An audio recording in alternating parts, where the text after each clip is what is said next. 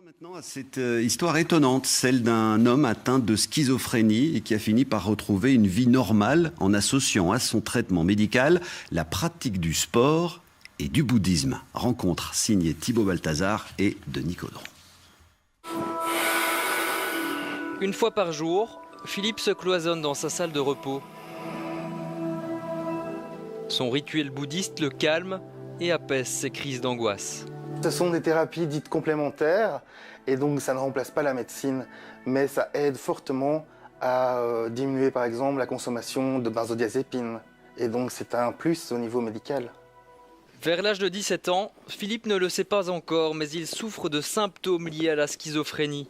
Il entend des voix, est victime d'hallucinations. Alors il se réfugie dans la course à pied, dans ce qu'elle a de plus extrême.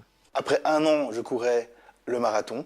Après 2 ans, je courais le 100 km. Après 3 ans, je courais le 24 heures et le triathlon Ironman complet. Qu'est-ce que vous ressentez en fait quand vous êtes en pleine crise? C'est très déstabilisant en fait. C'est des entités qui commandent vos gestes, qui vous disent quoi faire, ce genre de choses. Et si d'expérience, pour avoir suivi les conseils de ces entités, ça m'a conduit en hôpital psychiatrique en fait. La course à pied, le bouddhisme sont devenus les meilleurs alliés de Philippe.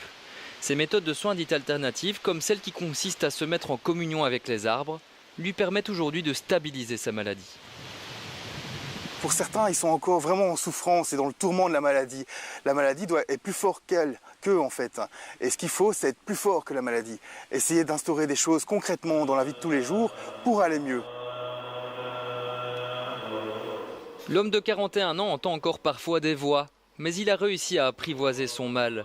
Aujourd'hui, il sort un livre qui raconte comment il a fini par trouver sa paix intérieure.